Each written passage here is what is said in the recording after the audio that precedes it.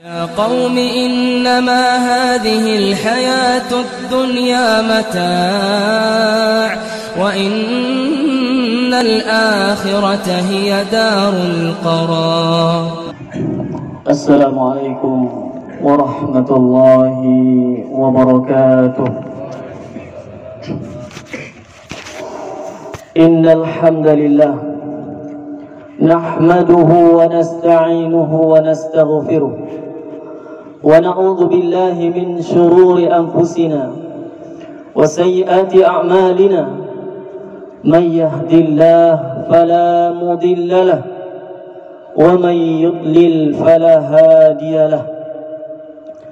أشهد أن لا إله إلا الله وحده لا شريك له وأشهد أن محمدا عبده ورسوله.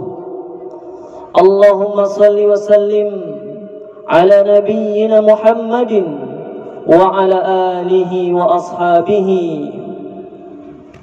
ومن سار على نهجه وتمسك بسنته إلى يوم القيامة وسلم تسليما كثيرا. أما بعد، فيا عباد الله، أوصيكم وإياي بالتقوى الله فقد فاز المتقون. اتقوا الله حق تقاته ولا تموتن إلا وأنتم مسلمون. فقال تعالى في القرآن الكريم وهو أصدق القائلين: أعوذ بالله من الشيطان الرجيم، بسم الله الرحمن الرحيم. يا أيها الناس اتقوا ربكم الذي خلقكم من نفس واحدة وخلق منها زوجها وبث منهما رجالا كثيرا ونساء واتقوا الله الذي تساءلون به والأرحام إن الله كان عليكم رقيبا. وقال أيضا في آية أخرى: يا أيها الذين آمنوا اتقوا الله وقولوا قولا شديدا يصلح لكم أعمالكم ويغفر لكم ذنوبكم ومن يطع الله ورسوله فقد فاز فوزا عظيما. صدق الله المولان العظيم. Kaum muslimin sidang jemaah Id yang dimuliakan Allah Subhanahu wa taala. Hari ini, di pagi hari yang mulia ini, kita hadir di tempat ibadah di mana kita menyebut nama Allah Subhanahu wa taala. Segala bentuk puja dan puji kepada Allah Subhanahu wa taala di sisa hari 10 hari terakhir yang mana amal saleh dilipat gandakan oleh Allah. Keutamaannya lebih besar dibandingkan dengan kita berjihad di jalan Allah Subhanahu wa taala. Apapun amal saleh yang kita lakukan, tinggal hari ini, hari terakhir dari amal saleh itu diutamakan oleh Allah Subhanahu wa taala. Oleh karenanya mari kita berbanyak syukur, memperbanyak pujian, memperbanyak takbir, memperbanyak tahmid, memperbanyak tasbih kepada Allah Subhanahu wa taala untuk mengagungkan nama Allah. Karena Allah lah yang telah memberikan kita nikmat bisa hidup sampai hari ini. Allah lah yang telah memberikan kita rezeki bisa kita datang sampai kepada tempat ini. Allah lah yang telah memberikan kita kekuatan bisa kita melaksanakan ibadah kepadanya.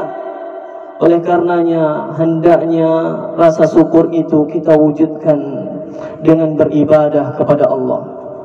Tentu kita wujudkan juga dengan mengutamakan syiar-syiar Allah, menunaikan ibadah Id, bertakbir, bertahmid di hari raya Idul Kurban. Allahu Akbar, Allahu Akbar, Allahu Akbar, Allahu Akbar, Allahu Akbar, Allahu Akbar, Allahu Akbar, Allahu Akbar, Allahu Akbar, walillahil hamd. Salawat dan salam juga semoga Allah sampaikan kepada Nabi kita Nabi Muhammad sallallahu alaihi wasallam sebagai penuntun, sebagai pemberi suri tauladan, sebagai pemberi contoh, sebagai panutan bagi kita agar kita bisa mendapatkan kebahagiaan dunia dan juga kebahagiaan di akhirat. Seseorang apabila ia ingin mendapatkan kedua kebahagiaan itu, maka ikutilah Rasulullah sallallahu alaihi wasallam. Semoga salawat dan salam juga tercurahkan kepada keluarga dan sahabatnya dan para pengikutnya hingga akhir zaman. Amin ya rabbal alamin. Tidak bosan-bosannya khatib memberikan wasiat kepada kita agar kita meningkatkan ketakwaan kita kepada Allah Subhanahu wa taala untuk menjadi bekal di kehidupan kita nanti di akhirat. Kaum muslimin wal muslimat jemaah Id yang dimuliakan Allah. Manusia memiliki sifat suka mencontoh. Manusia memiliki sifat suka meniru, sehingga seakan-akan dia mencontoh dan meniru orang-orang yang dia contoh, orang-orang yang dia tiru, seakan-akan hidup bersamanya, ruhnya hidup di dalam dirinya. Sehingga apabila seseorang telah menokohkan seseorang, telah menjadikan seorang tersebut menjadi panutannya, maka dalam tindak tanduknya, perbuatan dan perilakunya akan mencontoh kepada orang tersebut.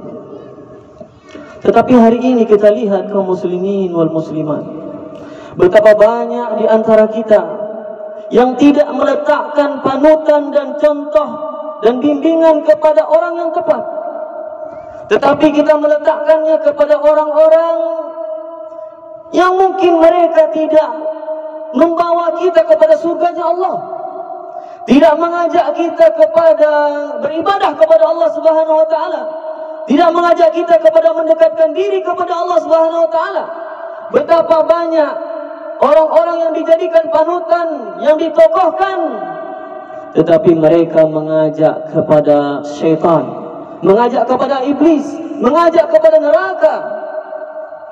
Mereka mengumbar aurat dan syahwatnya, tetapi sebagian umat muslim mengidolakannya, mencontohnya, menjadikan figurnya, hingga dalam kehidupannya sehari-hari ia ingin seperti yang diidolakannya tersebut. Kaum muslimin wal muslimat jemaah Id yang dimuliakan Allah, hari ini di segala penjuru dunia, orang-orang bertakbir, orang-orang bertahmid, melaksanakan salat Idul Adha, dan juga melaksanakan setelahnya berkurban. Lalu siapa yang mereka contoh? Siapa yang mereka ambil panutan? Siapa yang kita ambil panutan sehingga orang-orang melaksanakan Idul Adha, melaksanakan kurban? Tentunya yang mereka contoh adalah Nabi kita, Nabi Ibrahim alaihissalam. Maka Nabi Ibrahim adalah panutan dan contoh yang mulia yang hendaknya kita ambil. Sebagaimana Rasulullah SAW juga diperintahkan untuk mengikuti agamanya Nabi Ibrahim alaihissalam. Dan beliau Nabi Ibrahim alaihissalam menjadi contoh dan teladan, bukan karena ketampanannya, bukan karena jabatannya yang tinggi, tetapi beliau menjadi contoh setelah melalui beberapa ujian-ujian oleh Allah Subhanahu wa taala. Beliau menjadi contoh setelah melalui beberapa cobaan yang mungkin apabila cobaan itu datang kepada kita, kita tidak mampu. Tetapi cobaan itu diujikan kepada Nabi kita Ibrahim alaihissalam, yang beliau digelari dengan Khalilur Rahman, kekasih Allah. Seorang Nabi yang sangat cinta kepada Allah Subhanahu wa ta'ala. Ujian yang pertama yang datang kepadanya adalah dia diuji dengan bapaknya yang musyrik, bapaknya yang kafir. Dia diuji dengan kaumnya, tidak ada seorang pun kaumnya yang mau beriman kepadanya, sehingga dia diusir dari kampungnya tersebut. Dia diuji oleh Allah Subhanahu wa ta'ala ketika dia akan dilemparkan ke dalam api yang sangat besar. Kaum muslimin wal muslimat, bagaimana kita mengambil contoh dari Nabi Ibrahim ketika beliau dilemparkan ke dalam api yang sangat besar, diuji oleh Allah Subhanahu wa ta'ala. Padahal api yang kecil pun bisa membakar Nabi Ibrahim. Tetapi kaum Nabi Ibrahim ini adalah kaum yang memiliki arogan. Dia ingin menampakkan kepada Nabi Ibrahim bahwa inilah kekuasaan kami. Jangan sampai engkau menghancurkan menyesatkan Tuhan-Tuhan kami. Lalu ketika Nabi Ibrahim tersebut dilemparkan ke dalam api yang sangat besar, ketika itu pula datanglah malaikat Jibril dengan dalam satu riwayat. Lalu dikatakan kepada malaikat Jibril, apa kata malaikat Jibril kepada Nabi Ibrahim alaihissalam? Kata malaikat Jibril, apakah engkau ingin aku membantumu? Apakah engkau butuh bantuanku, wahai Ibrahim? Kata Ibrahim menjawab dengan sangat tegas, kalau bantuan darimu, aku tidak butuh. Tetapi jika bantuan itu datang dari Allah Subhanahu wa Ta'ala, maka aku sangat butuh bantuan tersebut. Karena Nabi Ibrahim tahu malaikat Jibril adalah makhluk dan dia pun makhluk. Dia tidak memohon pertolongan kepada makhluk, tetapi dia meminta pertolongan, meminta bantuan kepada yang maha pemilik makhluk, pemilik alam ini. Dia tidak butuh kepada bantuannya malaikat Jibril. Nabi Ibrahim mengatakan, kalau kepada Allah, maka aku sangat butuh bantuannya. Hasbunallah wa ni'mal wakil. Cukuplah bagiku Allah sebaik-baik penolong. Maka apa yang Allah perbuat untuk Ibrahim? Apakah Allah turunkan hujan yang deras untuk memadamkan api tersebut? Apakah Allah turunkan salju untuk memadamkan api tersebut? Atau Allah hembuskan angin agar api tersebut padam? Tidak, kaum muslimin wal muslimat. Allah cukup berfirman, berkata kepada api itu, kuni bardan wa salaman ala Ibrahim. Wahai api, jadilah engkau dingin dan keselamatan bagi Ibrahim alaihissalam. Betapa Allah maha kuasa atas segala sesuatu. Maka oleh karenanya kaum muslimin, inilah tauhid yang diajarkan oleh Nabi Ibrahim kepada kita, bahwasanya tidak ada pertolongan kecuali pertolongan dari Allah. Tidak ada bantuan kecuali bantuan dari Allah. Tidak ada kesembuhan kecuali kesembuhan itu datangnya dari Allah Subhanahu wa Ta'ala. Maka ini zikir yang selalu kita baca. Allahumma la mani'a lima a'taita, wa ya Allah, tidak ada yang mampu mencegah jika engkau berkehendak untuk mendatangkannya. Wa la mu'tiya lima mana'ta, dan juga tidak ada yang mampu mendatangkan, memberikan jika engkau berkehendak untuk mencegahnya. Wala radda lima qadaita, tidak ada seorang pun yang mampu menolak, atau sesuatu pun yang mampu menolak takdir engkau. Maka inilah konsep tauhid yang ditanamkan, yang dicontohkan oleh Nabi Ibrahim alaihissalam kepada kita semua, agar kita benar-benar menggantungkan diri kita hanya kepada Allah saja, menggantungkan kehidupan kita hanya kepada Allah saja. Sebagaimana kita baca sebanyak 5 kali di dalam salat kita, salat yang wajib kita baca, inna salati, sesungguhnya salatku, wa nusuki, dan ibadahku, wa mahyaya, dan hidupku, wa mamati, dan kematianku, lillahi rabbil alamin. Kita serahkan semuanya hanya kepada Allah Jalla wa'ala. Ini contoh dan panutan yang pertama yang diberikan kepada kita oleh Nabiullah Ibrahim alaihissalam. Allah menguji Ibrahim alaihissalam agar Allah melihat apakah Nabi Ibrahim ini bisa menjadi contoh dan panutan bagi kita umat Rasulullah sallallahu alaihi wasallam. Kemudian ujian yang kedua yang diterima oleh Nabi Ibrahim, kita contoh bagaimana Nabi Ibrahim berdoa kepada Allah Subhanahu wa Ta'ala. Ketika ia tidak diberikan putra, dia berdoa kepada Allah siang dan malam. Begitu juga ini dicontohkan oleh Nabi Zakaria. Ketika Nabi Zakaria iznada rabbahu nidaan khafiyya, dia menyeru Allah dengan seruan-seruan khafiyya. tersembunyi. Dan dia mengadukan kepada Allah Subhanahu wa taala. Qala rabbi inni wa hanal azmu minni, sungguh ya Allah, rambutku telah putih, tulang-tulangku telah rapuh, tetapi aku tidak pernah resah, tidak pernah kecewa ketika aku memohon kepadamu. Begitu Nabi Zakaria berdoa kepada Allah Subhanahu wa taala. Begitu juga yang dipraktekkan oleh Nabi Ibrahim alaihissalam, sehingga waktu dia tua Allah berikan hadiah kepadanya dengan kelahiran Ismail alaihissalam. Maka ini contoh bagi kita bagaimana Nabi Ibrahim alaihissalam membuktikan bahwasanya doa-doa itu pasti dikabulkan oleh Allah. Ini juga yang disabdakan oleh Rasulullah sallallahu alaihi wasallam. 3 cara Allah mengabulkan doa kita. Setiap seseorang yang berdoa dari kaum muslimin, orang-orang yang beriman berdoa, maka doa itu tidak akan ditolak oleh Allah. Tetapi Allah mengabulkannya dengan 3 cara. Tidak ada doa yang rugi. Seseorang berdoa, dia tidak akan rugi. Ada 3 cara Allah mengabulkan doa. Yang pertama, Allah mengabulkannya di dunia. Allah beri yang dia inginkan di dunia ini, Allah segerakan untuknya. Yang kedua, Allah hindarkan dia dari mara bahaya disebabkan doanya tersebut.